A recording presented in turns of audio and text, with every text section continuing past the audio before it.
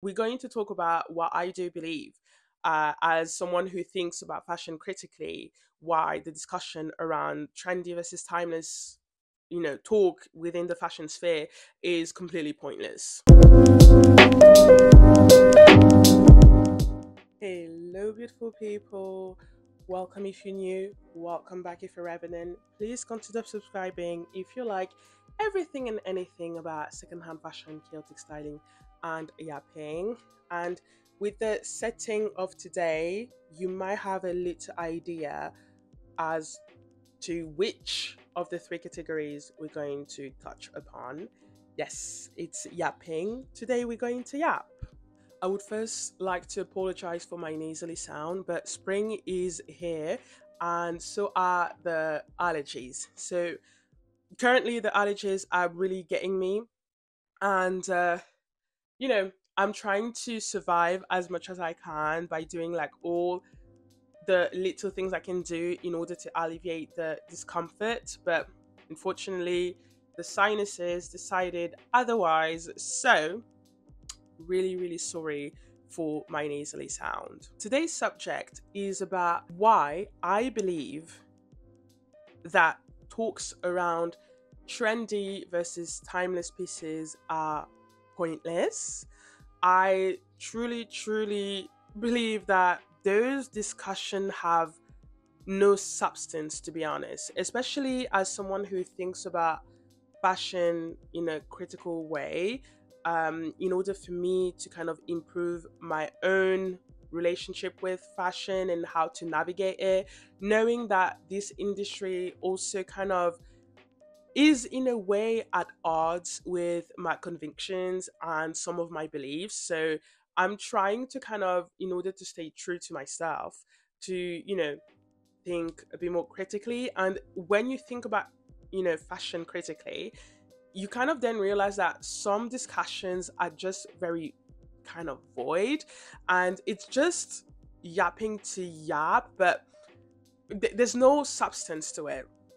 If anything, I feel like that this trendy versus timeless subject kind of has a tint of moral superiority, this kind of feeling of, oh, yeah, no, I'm not like the other girls, and all this kind of really bit of exclusionary feeling that it has. Because when you think of it, anything and everything can be trendy and anything and everything can be like timeless. So it just makes no sense as to why now, like, we're having this kind of talk. Because also, as individuals, we might have like, we all have different tastes and preferences and stuff like that. So what I might consider timeless for me might not be timeless for you, or vice versa. So, and over, even like just the discussion of talking about timeless for me makes no sense, but I'm going to talk about that later.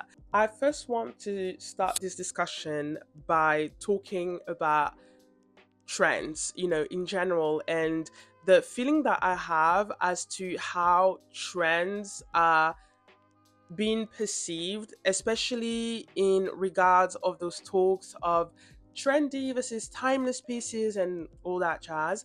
Because I feel like that there's a kind of, oh, I'm not the other, like the other girls type of feeling when some people talk about trends. Because some people just want to be like, oh yeah, you see, like, I don't follow trends, which it's not the flex that people think it is. I mean, trends have been existing since the beginning of time, since like human beings were a thing on this earth.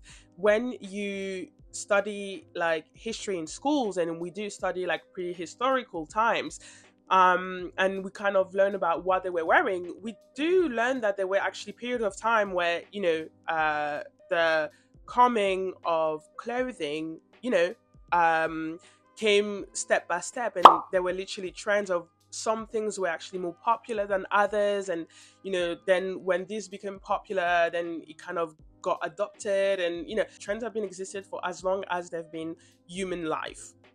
So for me, when I see that kind of discussion where people just want to have this idea that, oh, trends are so bad. Like, don't get me wrong, there's a lot of things that we can say about trends that is not approached really well, which is also kind of participating in this climate change crisis and all that jazz. That, don't get me wrong about that.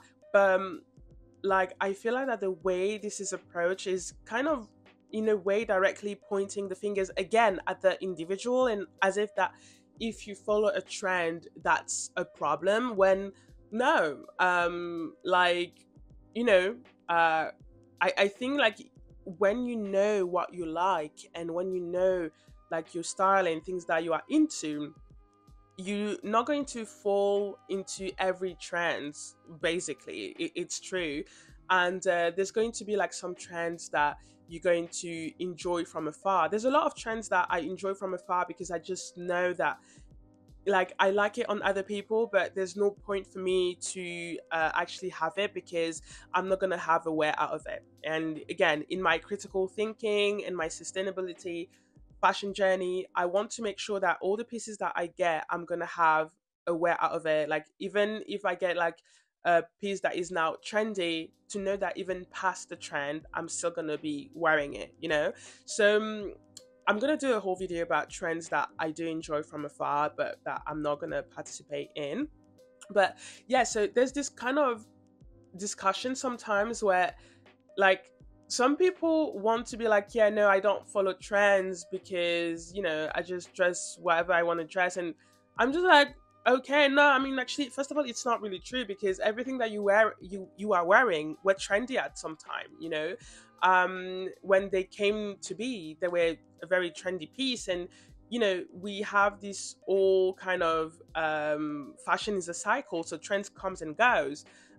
So for me, like, this kind of whole discussion about, you know trends, and sometimes seeing some people seeing it like as something very negative, and not really kind of distinguishing that, like, trends are not negative on their own. The thing that is making it negative, it's just the way we approach them, where it's leading to mass productions, and mass production is leading to mass labor, and mass labor in the global south especially, which is leading to like mass issues such as, wages that are way too scandalous. Like, nobody should be working for like $1 or £1 or €1 an hour, or a day. Like, it's just like, what the hell. And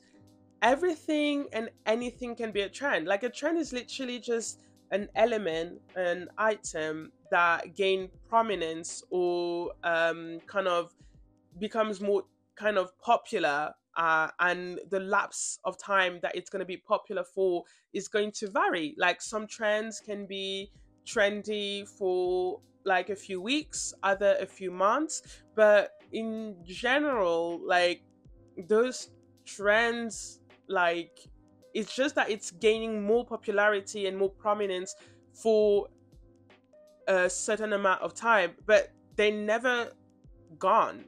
And it's also because it's reaching some corners of the fashion industry, but like on other corners of the fashion industry, maybe this item was already there for a very long time and never really kind of went out of trend you know so for me, I think it's important to understand that, as you know like, as a society, I know that the system has been kind of built so we only think about ourselves and we only think about individuality, but it's actually important to think in more kind of communities, because there are many communities. Like, communities are literally the backbone of a society. A society cannot exist with it without community. And within like small branches of society, such as the fashion industry, there are communities within communities. And so the fashion world, I feel like that we just know very little about it, because there's so many communities like on all corners, and it's just that maybe the corner of the fashion world where I am in now, a bubble skirt, for example, is now becoming trendy. Okay, but it does not mean that maybe it was not, maybe it was trendy like on another side of, the fashion corner. Maybe another kind of community was already like wearing it and loving it, and it just that for some reason it became more popular, and it kind of, you know touch other corners of the fashion industry. That's where the whole kind of trendy versus timeless is also very much blurred, because then if it already existed on another corner of the fashion uh, realm, and now it just kind of it reached my fashion realm, well, like, does it mean that, like, is it really just a trend, or is it timeless? You see, like, how kind of then blurry everything gets, and how then you kind of realize that, okay, yeah, that you start kind of asking question as to the kind of relevancy of really talking about, oh, this piece is trendy, this one is timeless, because, well, no, it's trendy meaning that this piece, like, and also this piece existed already before it became trendy. Like, I feel like that we all know that there's actually a 20 years cycle apparently in this fashion world, where we say that every 20 years, like, an item of clothing is coming back on trend, and that's something that we've seen. Like, for example, the bubble skirt were quite like prominent in the 80s, then the 2000s, and now 20 years later, look, bubble skirt are back in, so it's, again, for me, like, when you think about the fact that every 20 years like trends come back, and every 20 years you can then talk about an item as vintage, which, by the way, like, I think it's very interesting that there's this kind of, talk about the fact that something is vintage after 20 years, because in French we have this word vingt, or vingt, depending on how you pronounce it, which is 20. uh, and when you look at the word vintage, the first three letters, like the first syllable, I would more so like, no, the first three letters is like the same as the word vingt, or vin in French. So I feel like that, in this kind of sense, I don't know if it was kind of based on that, but in this kind of sense, you can actually understand why it says that every 20 years, like, a new item is now called vintage, when basically, yeah, I mean, especially like my bubble skirt example that, I use, like, it's been already, it kind of came to prominence in the 80s, then the 2000s, then now the 20s, so I feel like that, then when you think of it, it doesn't mean that it's also timeless, because if it's coming back every 20 years, and, meaning that it's been there, and knowing that, it just kind of gaining in prominence, it does not mean that, the whole bubble skirt were already existing, but it's just that more it's coming back in prominence, and people are kind of, we're seeing more and more people wearing it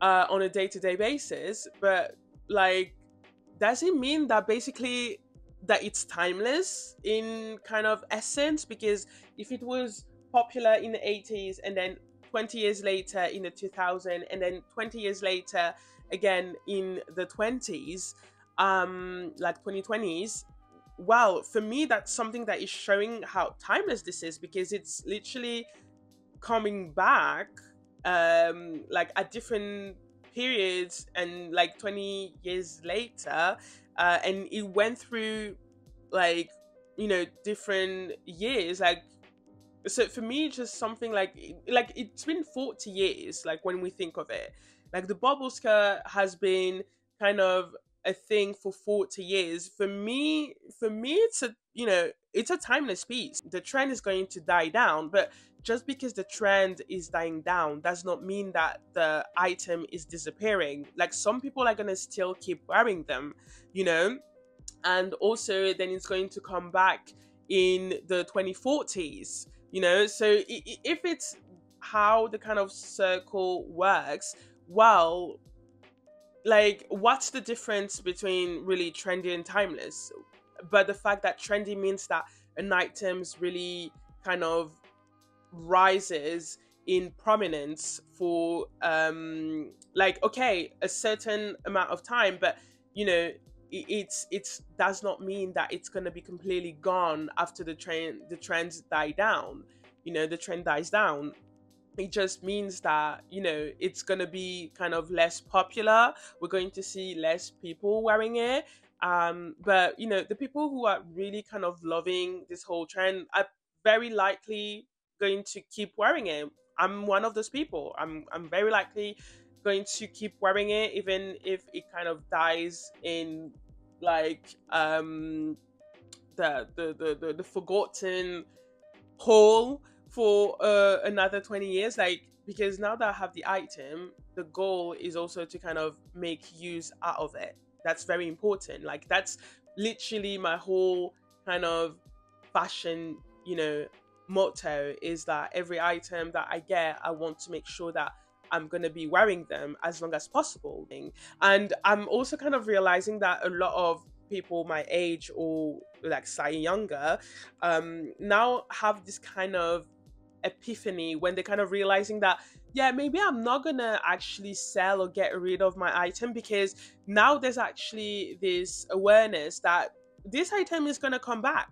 Like, it's gonna come back in prominence at some point. So it's actually not smart to sell it. Like, how many times um have we heard of people, like, and like myself included, who like sold all the items that we weren't wearing, and then suddenly we kind of realized, like, I wish I had kept the item because I would have loved to have it, and then so then you have to, like, if you're really into the item, you try to buy another one to kind of take part in the trend as well. The fact that we are now realizing that, it's actually a very interesting kind of thing to witness, because now more people of uh, our age, like millennial, Gen Z, I'm millennial, by the way, millennial, Gen Z, are kind of now realizing, okay, so we know that this item is going to come back. We also know that some of those items that are back on trends are items that we can find in our like mothers, grandmothers, closets and stuff, because those are not things that just appear out of the blue. They already existed. So that's why I do also strongly believe that there's this whole kind of blurry line between trendy and timeless. Now, when we talk about timeless, basically timeless means that there's no definite time. It goes throughout, all ages and all periods of, this society, and that you can actually wear things like which are not really gonna go out of style. But when you think of it, technically, I feel like that, like I said previously, everything can actually be timeless. Like, if you decide to make it timeless, because for you that's actually a piece that is kind of, a regular piece because of your style, well, that's a timeless piece for you, like, again, it's important to think about the community. Like, we are a community and we work in communities, and the fashion world has communities inside of it, and so different communities have like specific interests, specific preferences, and because of that, like what might be already kind of, you know, trendy for my community is probably something that is not very trendy in their community, just something that, you know, is part of the fashion world. Like, for example, when, you know, again, I'm taking the bubble skirt examples because that's something that is really talking to me. For one reason is that I remember in high school there was this girl, like she had a very colorful style, you know.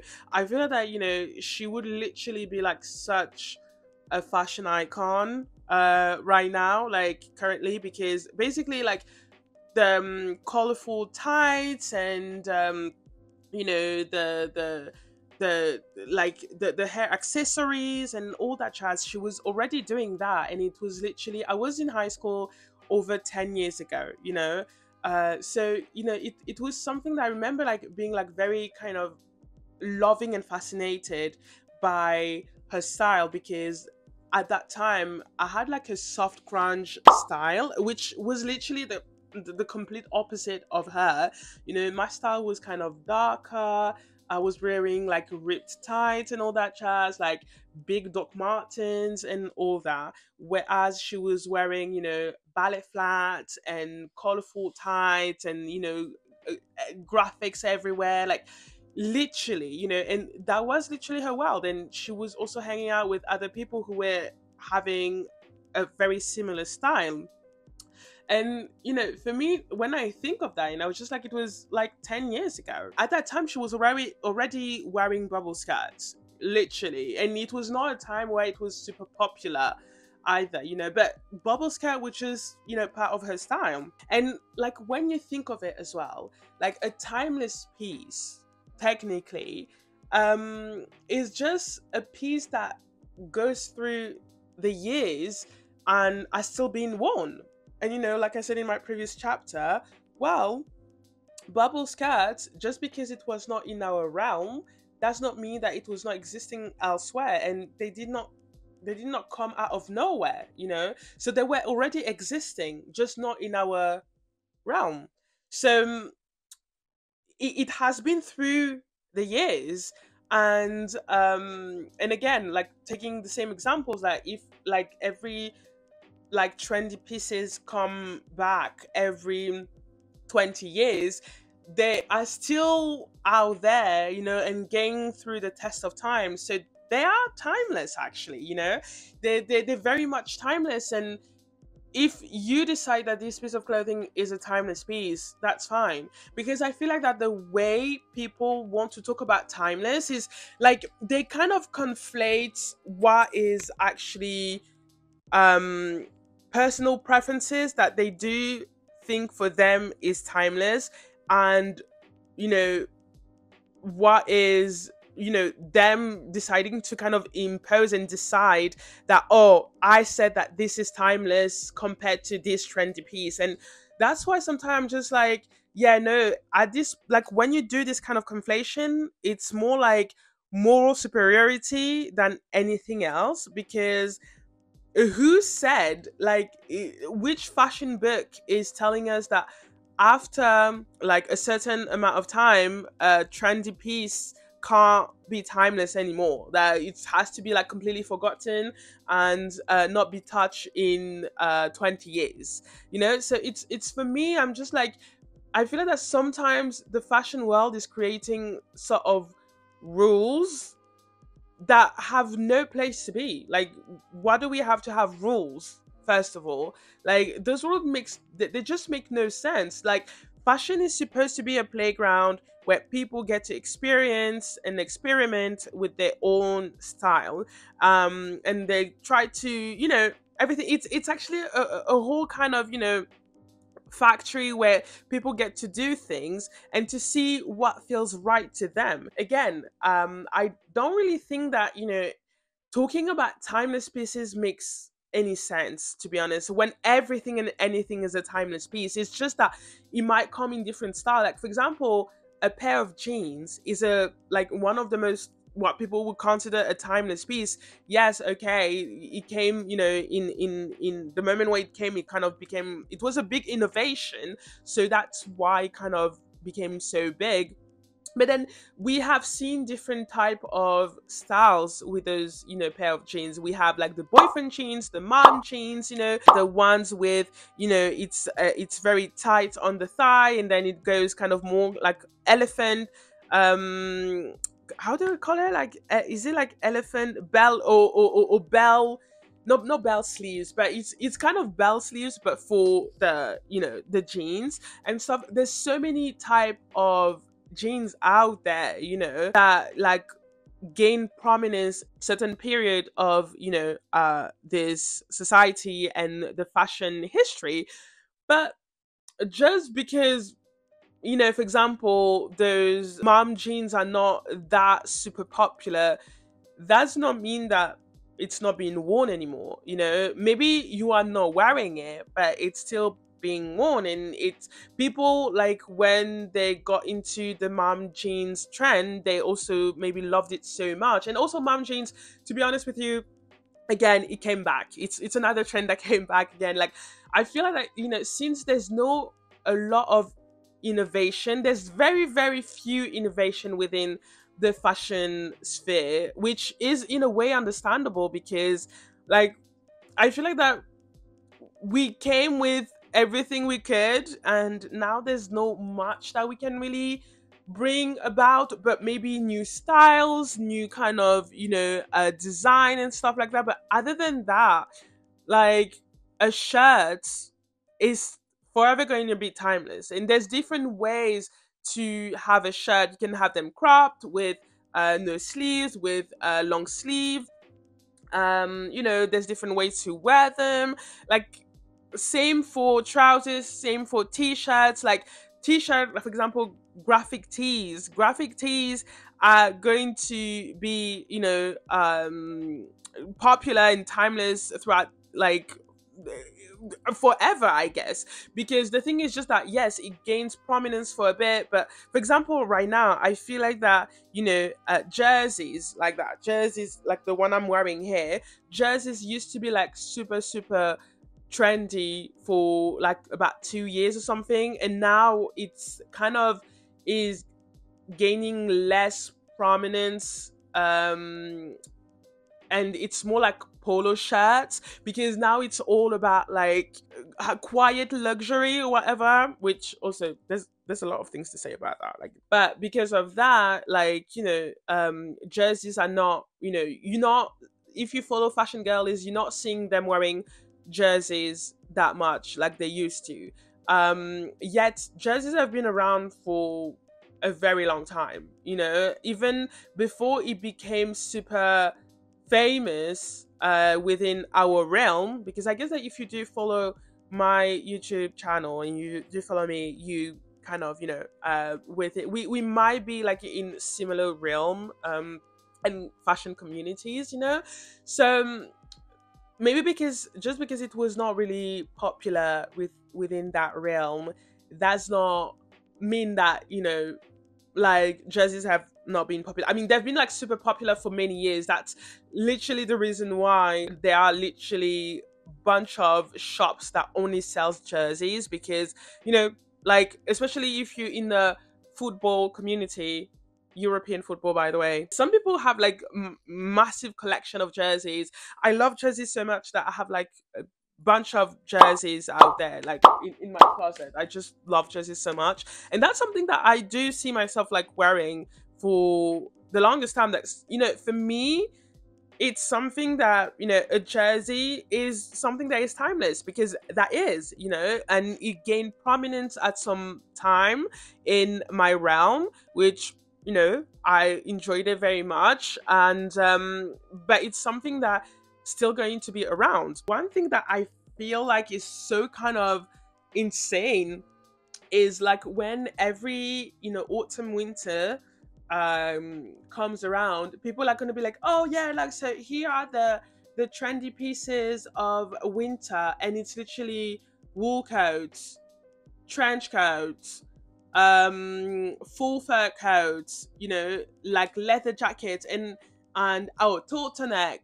And it's just like, is this really a trend, or is it common sense That's something I talked about in my fashion fatigue video, that you can go and watch, of all the kind of all the where I talk about all the fashion like elements that I am actually tired of hearing. But basically in my fashion fatigue, I'm just also kind of pointing the fingers at the fact that people are talking about winter trends as if they were really trends. No, it's common sense. Like, I feel like that it's common sense that when it gets colder, you wear more layers and you wear item of clothing that are going to keep you warm, you know?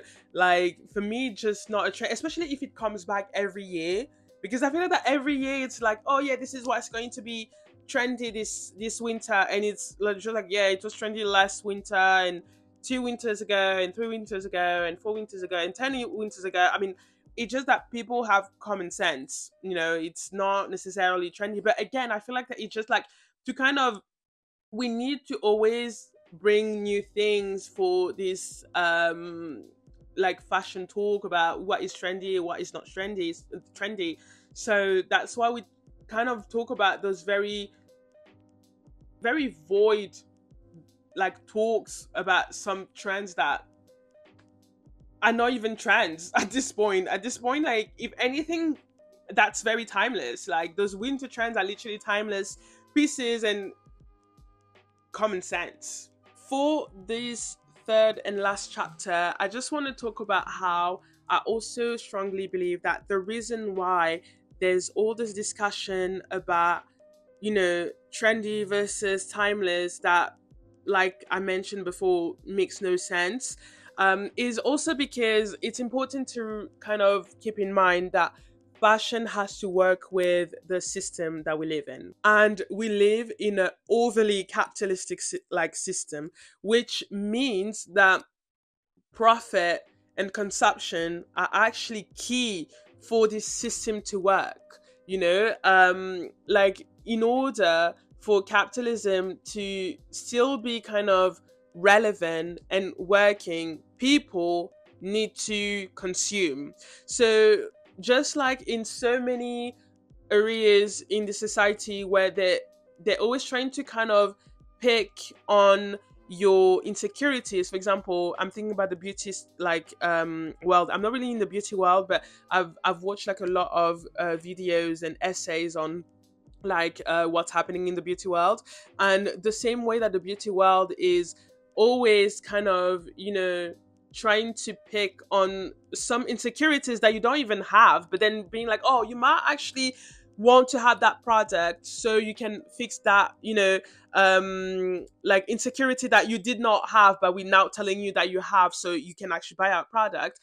Fashion works the same way. Fashion is going to be like, oh, like maybe it's not going to be working necessarily always on insecurities. A lot is on insecurities. I mean, there's also, I'm also going to do a whole video about like the size exclusivity of fashion, because there's actually literally a reason for that. But it's also going to touch upon the whole kind of you might not really need it, but we're telling you that you do. So we're gonna come up with subjects that is gonna make you believe that, well, you need to have this item, so you know you can be fixed in a way, or you can have your quick fix on making sure that at least you have one timeless item, you know. And it's always working in those kind of, you know, mechanism where, you know, we create talks and discussion on subject that, if you do think about it, makes no sense, because everything can be trendy and everything can be timeless. It's literally, fashion is subjective, so that's you deciding whether or not you want this piece to be like a timeless and a staple piece, or not, you know, if it kind of fits in your style or not. But because, like, if people were too kind of critical and, you know, about fashion and all that jazz, well, you know, they wouldn't be able to be making billions of, you know, euros every year. You know, they would have to always always kind of try to innovate somewhere, and you can't really innovate much on fashion. So instead of, really kind of trying to like find other ways, and other ways to not only to innovate, but to kind of, you know make fashion more exciting, the way to make it more exciting is to create conversation have no that has no substance, because it's just like, yeah, what do you mean this is I need to have this time, because again, like I said, like sometimes it's you don't necessarily need this piece, but you're going to be kind of inclined to have this piece because then someone said, oh, this is a timeless piece, and then you're just like, oh, okay. Yeah, the way our brain works is, the more you hear about something, the more you see about something, the more you are influenced, and on top of that, if you already follow like an influencer or someone that you very much admire, it's also going to be like more kind of, you're going to be more inclined to listen to their advice and listen to their recommendation than anything else, which is not bad, by the way. It's not a bad thing that I'm saying. It's just that it's also going to like then also like participate in the consumerism.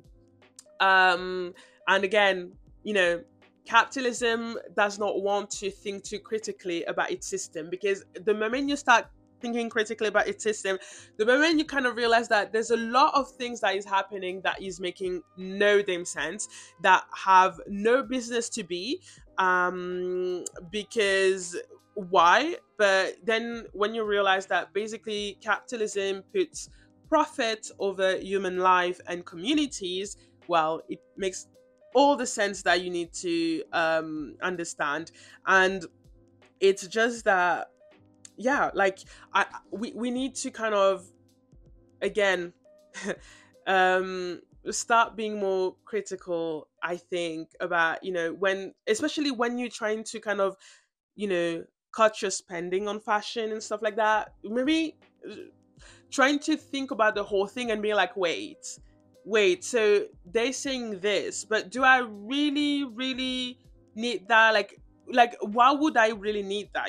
That's the kind of, like, kind of starting to ask yourself questions, and whatever question that might be to help you, but just so you don't always fall in this trap, because the whole goal of those discussion is not only to sow doubt, because capitalism is always to make you doubtful of your choices and your positions and stuff like that, but by making you this doubtful, then it's easier to influence you and being like, now you need to buy this timeless piece, where when basically you don't necessarily need that, because like anything can be timeless. Like if you decide to make it timeless, it's timeless. So yeah, I just strongly believe that, again, I feel like I say again a lot, but yeah, like the problem is the way we approach things, because of the system. And you know what, I feel like that you might say that I might talk about capitalism a lot, and I feel like that all of my conclusions in all of the like video, like yap piece that I've made, is always including capitalism, because unfortunately capitalism is the system that we live under. So that's that system that I do see the problem with. And also it kind of reminds me of this meme that was saying that basically criticizing capitalism is not hypocritical. We are literally criticizing it because we are forced to partake in it, in order to survive. And I said that at the beginning of this chapter, that basically the fashion world, in order to survive and to keep thriving, needs capitalism. There's also a reason why we have, like, now we're starting to have monopolies in fashion, and I'm talking about LVMH, Kering, all those kind of corporation that owning fashion brands. There's a reason why we do have that. and I'm gonna also have like a video on that, because there's so many things to say about monopolies in fashion and how literally it's killing creativity. Please let me know what you think about the subject. Is that something that you also kind of got to think about, that what does it make you feel when people talk about timeless versus trendy pieces? Have you also had this feeling that maybe it was more of a subjective view, or also felt like that it should apply to your subjective views as well, that you should also see this as a timeless or trendy piece or whatever? Please let me know in the comments. I'm always interested to like know what people think about those subjects. And if you like this video, please like it, share it around. Maybe just to kind of get people also to be more critical. And I'll see you in my next video. Love always.